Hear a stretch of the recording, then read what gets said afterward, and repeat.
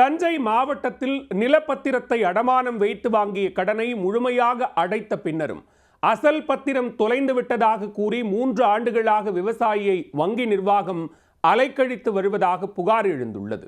வங்கி நிர்வாகத்தின் மீது ஆர்பிஐ நடவடிக்கை பாயுமா? தஞ்சாவூர் மாவட்டம் அம்மாப்பேட்டை அருகே உள்ள கீழக்கோவில் 10 கிராமத்தைச் சேர்ந்தவர் விவசாயி பாலமணிகண்டன். இவர் கடந்த 2009ஆம் ஆண்டு அம்மாப்பேட்டையில் உள்ள பாரத ஸ்டேட் வங்கியில் விவசாய பணிக்கு டிராக்டர் வாங்குவதற்காக வங்கி கடன் கோரியிருந்தார்.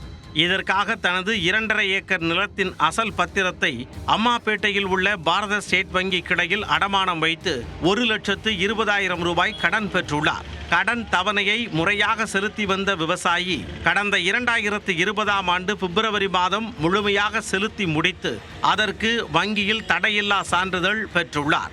கடன் தொகையை முழுமையாக கட்டி முடித்து விட்டதால் தனது அசல் பத்திரத்தை வழங்குமாறு வங்கி மேலாளரிடம் கேட்டுள்ளார். 15 நாட்களில் பத்திரத்தை தருவதாக அவரும் கூறியுள்ளார். ஆனால் கடந்த 3 ஆண்டுகளாக பத்திரத்தை தராமல் விவசாயி பாலமணிகண்டனை வங்கி மேலாளர் அலைக்கழித்துள்ளார். இந்நிலையில் சில தினங்களுக்கு முன் நாளிதழ்களில் பாலமணிகண்டனின் அசல் பத்திரம் காணாமல் போய்விட்டதாக விளம்பரம் செய்துள்ளனர். இதனை கண்டு அதிர்ச்சி அடைந்த விவசாயி வங்கியிடம் சென்று கேட்டபோது பத்திரம் தொலைந்து விட்டதாக அலட்சியமாக தெரிவித்துள்ளனர். இதனால் மனவேதனை அடைந்த விவசாயி மேலாளரிடம் தனது அசல் பத்திரம் கிடைத்தால் மட்டுமே தன்னால் மீண்டும் அவசர தேவைக்கு கடன் வாங்க முடியும், தனது இடத்தை விற்க வேண்டுமென்றாலும் அசல் பத்திரம் தேவை, அதனை உடனடியாக பெற்றுத்தர நடவடிக்கை எடுக்க வேண்டும் என கோரிக்கை வைத்துள்ளார். நிலத்து பத்திரம் சார் 2009 வச்சு வாங்கினேன் சார் லோனு. 2020 கட்டி முடிச்சிட்டேன். என்யூசி கொடுத்துட்டாங்க. அதுலேருந்து 3 வருஷம் பத்திரம் 15 கழிச்சு வாங்க, 1 மாதம் கழிச்சு வாங்கினா அலைய விட்டுக்கிட்டே இருந்தாங்க சார். போன மாதம் 30ஆம் தேதி கடைசியாக தேடி தரேன் அப்படின்னாங்க. அதாட்டியும் அவங்க பத்திரம் காணா போச்சு அப்படின்னு பேப்பரில் விளம்பரம் கொடுத்துருக்காங்க. அதை பார்த்தோன்னே மனசு ரொம்ப இதாகிட்டு பத்திரத்தை வாங்கி தான் சார் நான் வேறு லோன் வாங்க முடியும். 1,20,000 வாங்கினேன் சார்.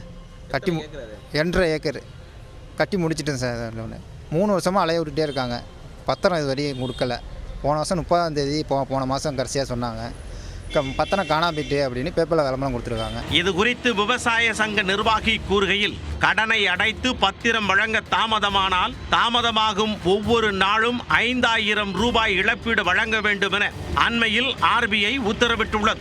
எனவே பாலமணிகண்டனின் நிலைமையை உணர்ந்து பத்திரம் வழங்காத 3 ஆண்டுகளுக்கு உரிய நிவாரணம் வழங்க வேண்டும்.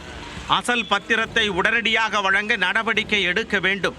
இல்லை என்றால் வங்கியின் தலைமை அலுவலகத்தை முற்றுகையிட்டு போராட்டத்தில் ஈடுபடுவோம் என தெரிவித்துள்ளார். 6-7 சீட்டு உள்ள பத்திரம், ஒரு பேப்பர் கிடையாது, 6-7 பக்கம் உள்ள சீட்டு. அது எப்படி காணா போணுச்சுங்கிறது மிகப்பெரிய அதிர்ச்சியாக இருக்குது. அது போல் அந்த பேங்கில் நிறையா பத்திரங்கள் இருக்குது, நகை போன்றதை வச்சுருக்காங்க பாதுகாப்புக்காக.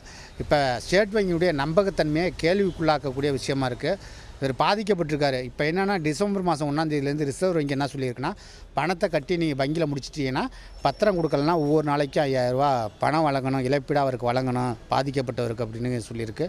அந்த அடிப்படையில் பாதிக்கப்பட்டு இருக்கக்கூடிய பாலமணிகண்டன் என்கின்ற விவசாயிக்கு அந்த இழப்பீட்டு தொகையை வழங்க முன்வர வேண்டும். இது குறித்து வங்கி நிர்வாகத்திடம் விளக்கம் கேட்க பலமுறை முயன்றும் அவர்கள் விளக்கம் அளிக்க முன்வரவில்லை. கடன் தவணையை செலுத்த தவறினால் விவசாயி மீது கடும் நடவடிக்கை எடுக்கும் வங்கி நிர்வாகம் விவசாயியின் பத்திரத்தை தொலைத்துவிட்டு 3 ஆண்டுகளாக தட்டி கழித்து வருவதை ஆர்பிஐ தட்டி கேட்குமா? ஆர்பிஐ விதிமுறைகளை சர்வ சாதாரணமாக மீறி வரும் வங்கி நிர்வாகம் மீது நடவடிக்கை பாயுமா? பொறுத்திருந்து பார்க்கலாம்.